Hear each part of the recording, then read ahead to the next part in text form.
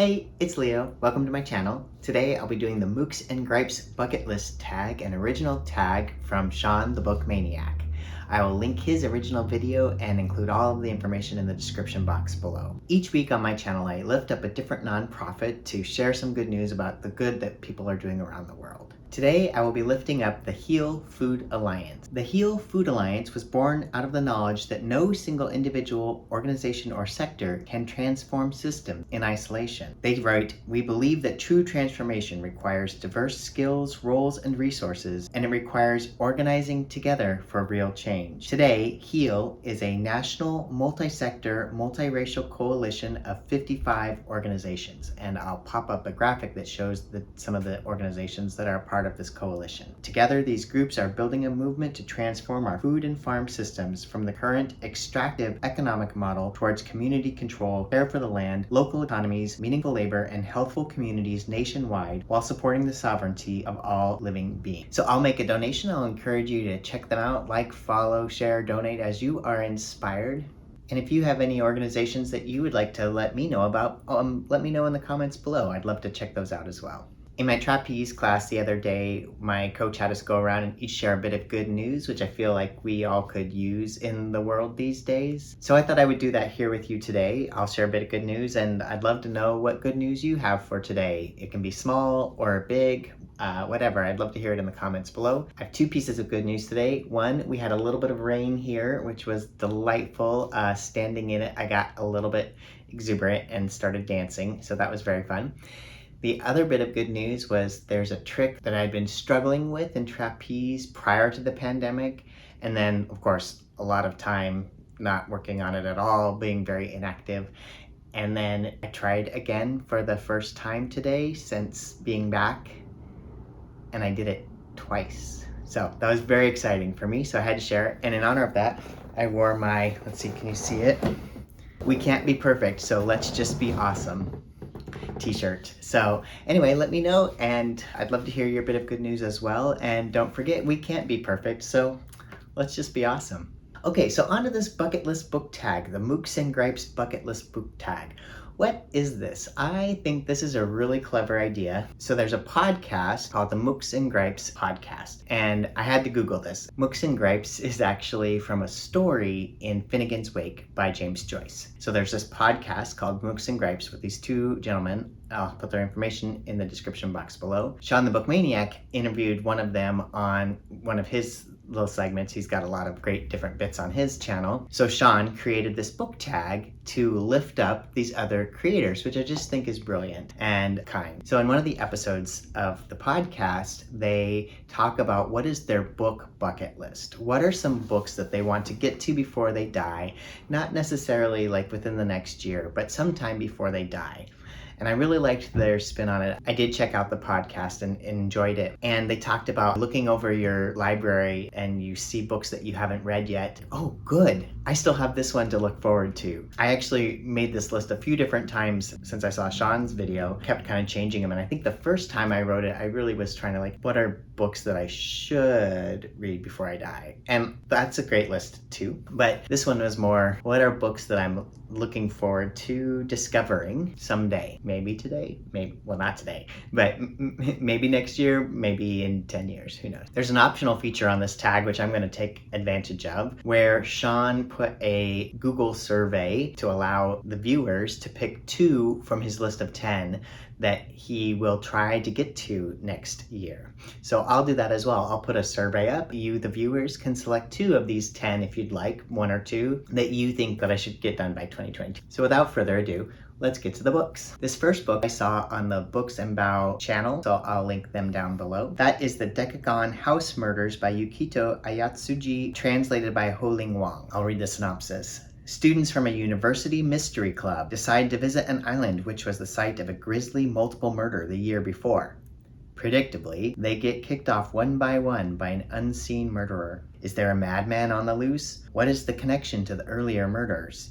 The answer is a bombshell revelation, which few readers will see coming. The Decagon House Murders is a milestone in the history of detective fiction. Published in 1987, it is credited with launching the Shinhonkaku movement, which restored Golden Age-style plotting and fair play clues to the Japanese mystery scene. It is also said to have influenced the development of the wildly popular anime movement.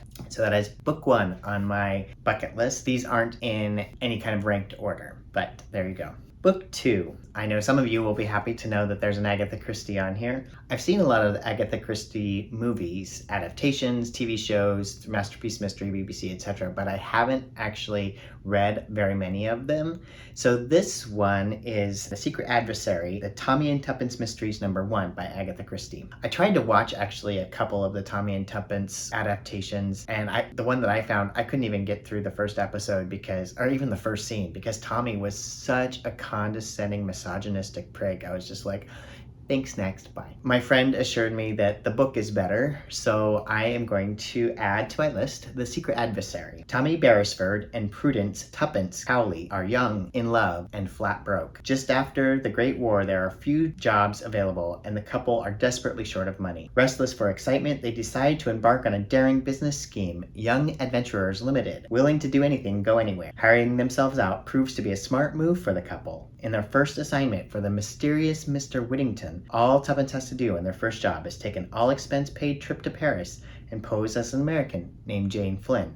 But with the assignment comes a bribe to keep quiet, a threat to her life, the disappearance of her new employer. Now, their newest jobs are playing detective, so that'll be fun. For number 3, I'm picking a nonfiction. This is I Must Resist, Bayard Rustin's Life in Letters, edited by Michael Long. Bayard Rustin has been called the lost prophet of the civil rights movement. A master strategist and tireless activist, he is best remembered as the organizer of the 1963 March on Washington, one of the largest nonviolent protests ever held in the U.S. He brought Gandhi's protest techniques to the American civil rights movement and played a deeply influential role in the life of Martin Luther King Jr., helping to mold him into an international symbol of nonviolence. Despite these achievements, Rustin often remained in the background. He was silenced, threatened, arrested, beaten, imprisoned, and fired from important leadership positions, largely because he was an openly gay man in a fiercely homophobic era. Bayard Rustin's eloquent, impassioned voice, his ability to chart the path from protest to politics,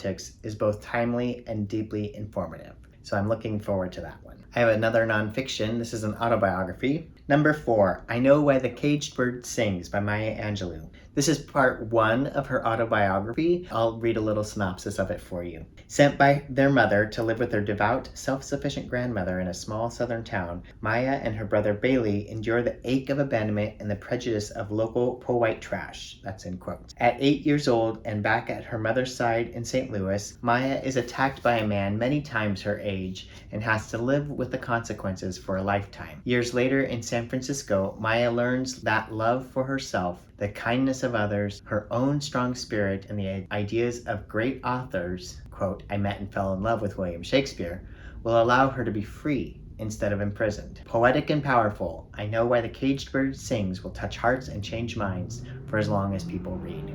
Number 5 is Our Man in Havana by Graham Greene.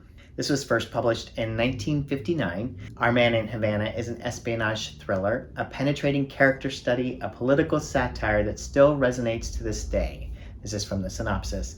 It tells of MI6's man in Havana, Warmold, a former vacuum cleaner salesman turned reluctant secret agent out of economic necessity. To keep his job, he files bogus reports based on lamb's tales from Shakespeare and dreams up military installations from vacuum cleaner designs. I think that sounds hilarious. And then his stories start coming disturbingly true. So book number 6 is one of those that I'm pretty sure that I'll love and get a lot out of and be glad that I read, but for some reason I'm just resistant to reading it, and I don't know why. And I don't know if you have those experiences as well, so let me know. But this book is Untamed by Glennon Doyle. The synopsis says, soulful and uproarious, forceful and tender, Untamed is both an intimate memoir and a galvanizing wake-up call. It's the story of how one woman learned that a responsible mother is not one who slowly dies for her children, but one who shows them how to fully live. It is the story of navigating divorce, forming a new blended family, and discovering that the brokenness or wholeness of a family depends not on its structure, but on each member's ability to bring her full self to the table. And it is the story of how each of us can begin to trust ourselves enough to set boundaries, make peace with our bodies, honor our anger and heartbreak, and unleash our truest, wildest instincts so that we can become women who can finally look at ourselves and say, there she is. So as a trans guy, I'm hoping that it's not all like, maybe it is for women, and that's great. But I think I'll get something out of it. Have you read this one? Let me know. I know many people rave about book 7 on my list. That is Kindred by Octavia Butler. From the synopsis. The first science fiction written by a Black woman, Kindred has become a cornerstone of Black American literature. This combination of slave memoir, fantasy, and historical fiction is a novel of rich literary complexity. Having just celebrated her 26th birthday in 1976 California, Dana, an African-American woman, is suddenly and inexplicably wrenched through time into antebellum Maryland. After saving a drowning white boy there, she finds herself staring into the barrel of a shotgun and is transported back to the present just in time to save her life. During numerous such time-defying episodes with the same young man, she realizes the challenge she's been given. Book 8 is a graphic memoir. They Called Us Enemy by George Takei, co-written with Justin Eisinger, Stephen Scott, and art by Harmony Becker. From the synopsis. Long before George Takei braved new frontiers in Star Trek, he woke up as a 4-year-old boy to find his own birth country at war with his father's, and their entire family forced from their home into an uncertain future. In 1942, at the order of President Franklin D. Roosevelt, every person of Japanese descent on the West Coast was rounded up and shipped to one of 10 relocation centers, hundreds or thousands of miles from home, where they would be held for years under armed guard. They Called Us Enemy is Takei's first-hand account of those years behind barbed wires, the joys and terrors of growing up under legalized racism, his mother's hard choices, his father's faith in democracy, and the way those experiences planted the seeds for his astonishing future. Book 9 is Equal Rites by Terry Pratchett. On Discworld, a dying wizard tries to pass on his powers to an 8th son of an 8th son who is just at that moment being born. The fact that the son is actually a daughter is discovered just a little too late. The town witch insists on turning the baby into a perfectly normal witch, thus mending the magical damage of the wizard's mistake. But now the young girl will be forced to penetrate the inner sanctum of the unseen university and attempt to save the world with one well-placed kick in some enchanted shins. I think I've read 2 other Pratchett books, but it's been a while. I think my mom has the complete collection and is a huge fan. So I was trying to find a good place to jump in again to the Discworld series, and this one appealed to me. So that is why it is number 9 on my list. So that brings us to number 10 on my Mookse and Grapes bucket list. That is Coule la Seine by Fred Vargas.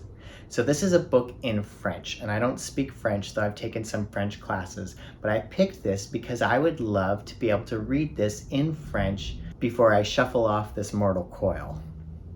So this author, Fred Vargas, Fred is a pseudonym for Frédérique Audouin Rousseau. She is a French historian, archaeologist, and writer. I found this on Wikipedia about the author.